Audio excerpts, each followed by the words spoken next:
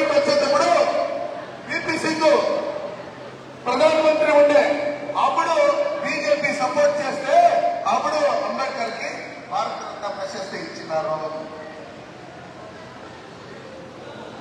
అంబేద్కర్ చచ్చిపోతే ఢిల్లీలో ఈ కాంగ్రెస్ చచ్చిపోతే 20 ఎకరాలు 30 ఎకరాలు వాళ్ళు పూడ్చెక్కి, అంబేద్కర్ చచ్చిపోతే 6 అడుగులకి 3 అడుగులు తేడా అయ్యేది కాంగ్రెస్.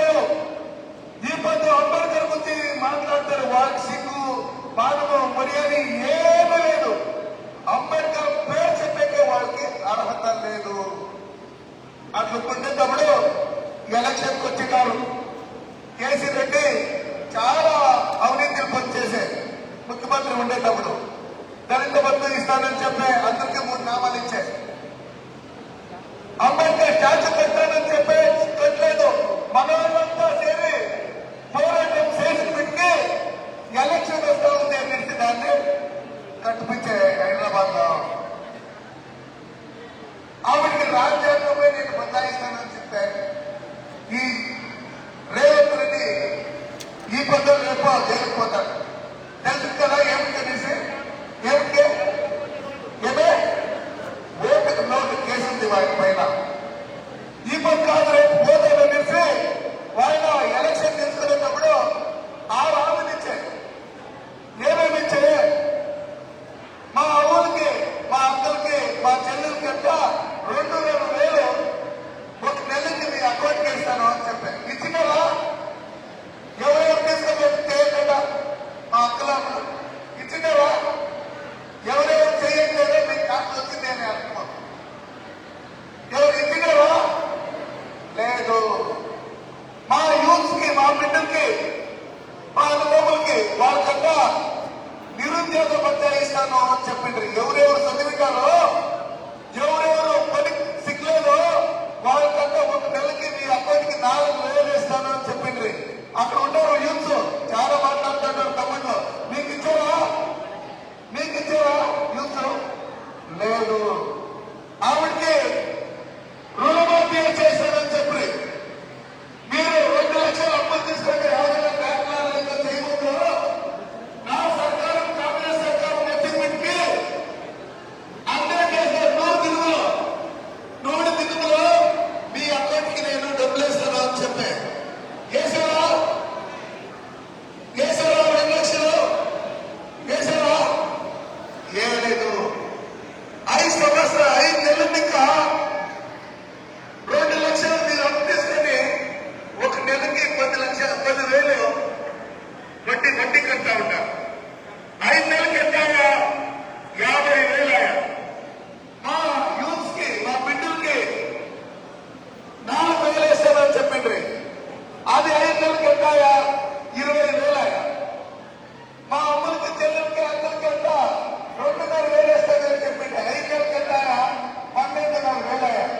అంతా కలిపి 82,500.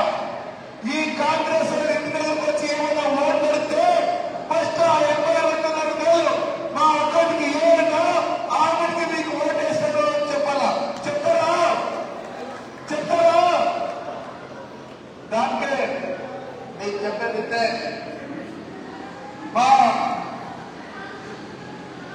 దీంట్లో తెలంగాణలో 10 ఎంపీ సీట్లు ఉంది.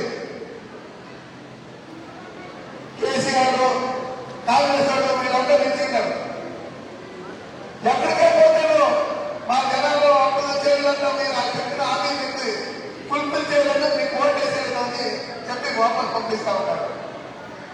ఇక్కడ మెదక్ అంటే ఏమే? మెదక్ అంటే ఏమే? ఏమే? బ్రెయిన్ కదా. మెదక్ అంటే బ్రెయిన్ కదా. మెదక్ అంటే బ్రెయిన్.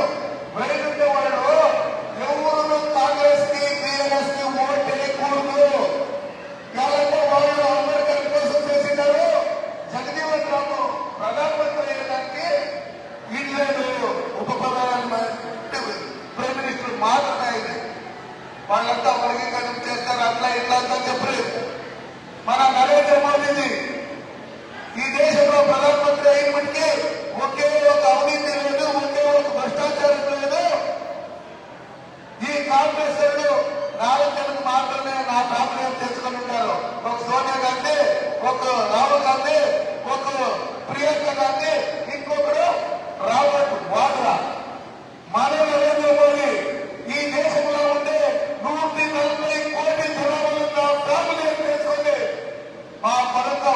నిత్యము రజమేయకుండా పనిచేస్తా ఉన్నారు. దానికి మీకు చెప్పేది నేను వినర్తిస్తుంటే నింటే మాకి మీరు రేవంత్ రెడ్డి మన చెప్తా ఉంటే నరేంద్ర మోదీ ఏం చేసింటారు ఒక్క అనేసి కదా చెప్పలేదు కదా. రేవంత్ రెడ్డి నీకు కరోనా వచ్చినప్పుడు కరోనా ఇంజక్షన్ ఫ్రీగా వేసింటేనే మా నరేంద్ర మోదీ. నేను ఇప్పుడు వచ్చిందంటే దానికి కారణం నరేంద్ర మోదీ ఫ్రీగా ఇచ్చిండేది.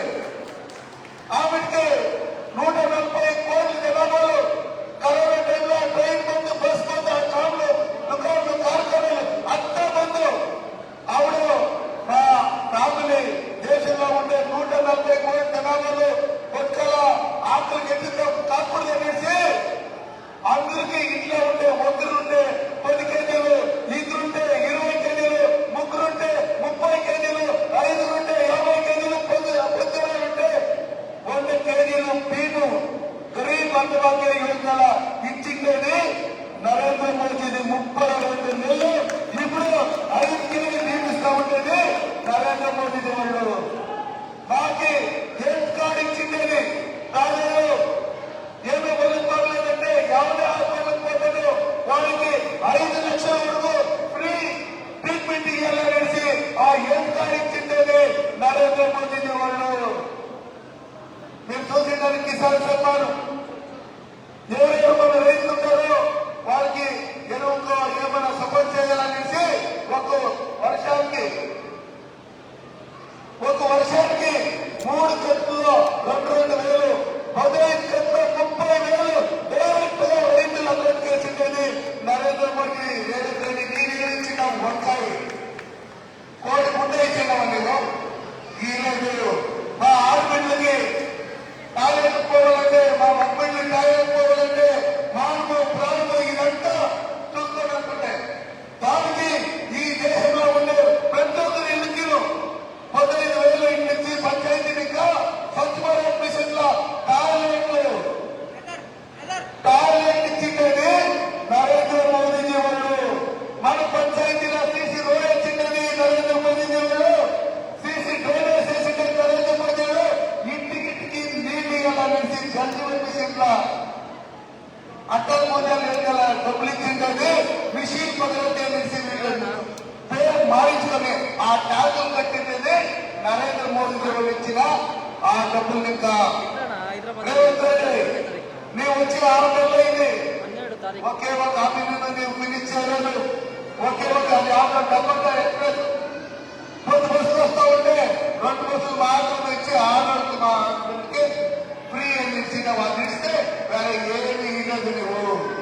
ఈ మధ్యలో మా హైదరాబాద్ డెవలప్మెంట్ చేసేదానికి ఈ మధ్య నేషనల్ హైవే కానీ, రైల్వే డిపార్ట్మెంట్ కానీ, రైల్వే డబుల్ లైన్ కానీ దీనంతా విలేజ్ టు విలేజ్, పల్లెకి పల్లెకి కనెక్టివిటీ రోడ్ వేసిండేది ప్రధానమంత్రి గ్రామ సడక్ యోజన నరేంద్ర మోదీజీ వాళ్ళు ఇచ్చిండేది. నీవేమి ఇచ్చిండావు దానికే మీకంతా మెదక్ ఉంది. నేను తెలుసుకొని ఉన్నాను. మెదక్ ఉండే వాళ్ళు ఎవరునో కాంగ్రెస్ కి ఓటేయకూడదు, బీఆర్ఎస్ కు ఓటేయకూడదు. ఈ దేశంలో కుక్కు తెలిస్తేనో కాంగ్రెస్ వాళ్ళకి ఓటేస్తా ఉంటారు. ఇప్పుడు సోనియా గాంధీ తీసుకుంటే ఓటేసేలేదు. దానికి సోనియా గాంధీ ఎలక్షన్ లేకుండా పోలీసు రాజ్యసభలో రాజ్యసభ మెంబర్ అయింది.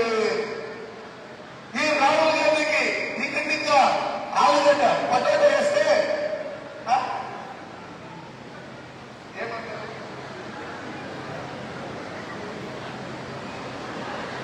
ఆలుగడ్డ వేస్తే ఆ పక్క ఇంకా గోల్డ్ వస్తుందంట. ఇట్లా చెప్పింటే ఇట్లా ఉండేవాడిని. ఇక్కడ నరేంద్ర మోదీజీ అక్కడ ఆ పప్పు రాహుల్ గాంధీ అక్కడ వాళ్ళకి వీడికి టాలీ చేసేటైతుందా? వాళ్ళు డ్రెస్ కోడ్ చూసింటారా? ఇక్కడికి వేసుకుంటారు, మరి ఇక్కడికి వేసుకుంటాడు. పిచ్చిన అట్లా ఆడతారు, పిచ్చోడు అట్లా ఆడతారు. దానికే నేను చెప్తా ఉండేదంటే నరేంద్ర మోదీజీ ఓటు చాలా పేరు దాంట్లో వాళ్ళ ఇళ్ళ పుట్టిండేది రైల్వే స్టేషన్ లో. వాళ్ళకి ఆకులు అంటే ఏమని తెలుస్తూ, పశువు అంటే ఏమని తెలుస్తూ, కాబట్టి పేదరిక అంటే ఏమేమి తెలుస్తూ ఇట్లంతా తెలిసిందే వాళ్ళు. ఈ దేశంలో ప్రధానమంత్రి అయ్యి ఒక తెలుగు రజా వేసుకున్నా మా టోటల్ 140 కోట్ల జనాభాలో బాగుండాలనేసి ఈ పట్టు పనిచేస్తామంటే మా నరేంద్ర మోదీ మీ ప్రధానమంత్రి అయినందుకే అయోధ్యలో మేము రామ మందిరం కట్టిందాము. అయోధ్యలో రామ మందిరం కట్టిందాము. దానికి ఇన్విటేషన్ ఇచ్చి రావడానికి కాంగ్రెస్ అని పిలిస్తే వీళ్ళు మేము వచ్చేలేదు చెప్పి మీరు వస్తే ఎంత రాకుండా ఎంత. ఈ పొద్దు నరేంద్ర మోదీ మీరు ప్రధానమంత్రి అయ్యి ఈ పొద్దు ఎమ్మడు మాదిరిగా ఎలక్షన్ తీసుకుంటే దేవస్థానం పరీక్షలు చేసింటారు. అసలు దీన్ని పోయేసి ఇట్లా ఉండేటప్పుడు ఇక్కడ మా దేశంలో ఉండే ముస్లింస్ కానీ క్రిస్టియన్స్ కానీ వీళ్ళంతా మా అన్న తమ్ములే, వాళ్ళంతా తెలుగులే. కన్వర్ట్ అయినారంటే వీళ్ళంతా వాపస్ రావాలా, ఈ దేశం బాగుండాలా, మా బిడ్డలు బాగుండాలా, మా భవిష్యత్ బాగుండాలా, ఈ దేశం మంచిది కావాలా, మా అన్న అక్క చెల్లెల కంటే మంచిది కావాలంటే వచ్చే ఎన్నికల్లో మా రఘునందన్ రావు చూసిండారు. మీరు బాగా ఓట్లేసి గెలిపించినారు, ఎమ్మెల్యే అయింది, మంచి పని చేసినారు, మంచి మనిషి.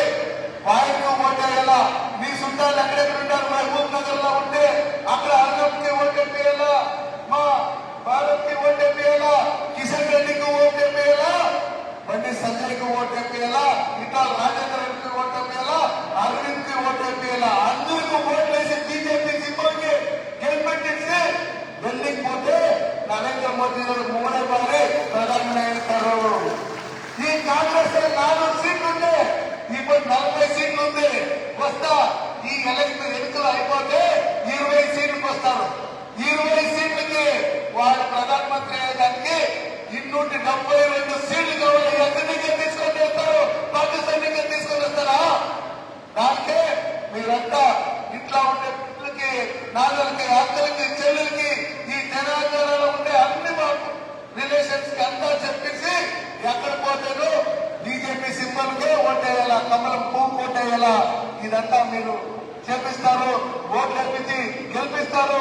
ఇక్కడ బీజేపీ ఓటేపి గెలిపిస్తే మా రఘునందన్ సెంట్రల్ లో పోయి ఇక్కడికి రోడ్లకి మాకేమేమి సౌలభ్యం కావాలా, స్కీమ్స్ ఏమేమి ఉంది దాన్నంతా మా జనాలకి ఇప్పిస్తారు. ఈ కాంగ్రెస్ గెలిస్తే, బీఆర్ఎస్ గెలిస్తే అక్కడేం నరేంద్ర మోదీ వీళ్ళు చెప్పినా కిందేస్తారా? కిందలేదు. వాళ్ళు ఓటేస్తే వేస్ట్. దానికే మీరు బీజేపీకి ఓటేయాలా. 60 సంవత్సరాలు కాంగ్రెస్ కేసి ఏసీ సుస్థైపోయినారు. దానికే మీరంతా ఇక్కడంతా వచ్చినారు.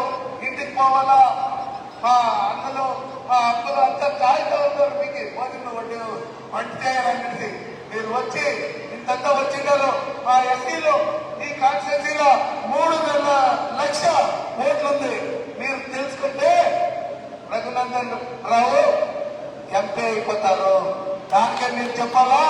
అంబేద్కర్ కి అంబేద్కర్ చెప్పిండ్రి ఈ దేశంలో ఈ కాంగ్రెస్ బర్నింగ్ హౌస్ అని చెప్పిండ్రి.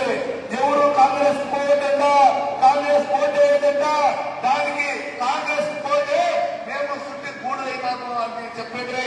దానికే మా కమ్యూనిటీ, మా నేత, మా డాక్టర్ బాబాసాహెబ్ అంబేద్కర్ కి మనసుకి శాంతి కలగాలంటే,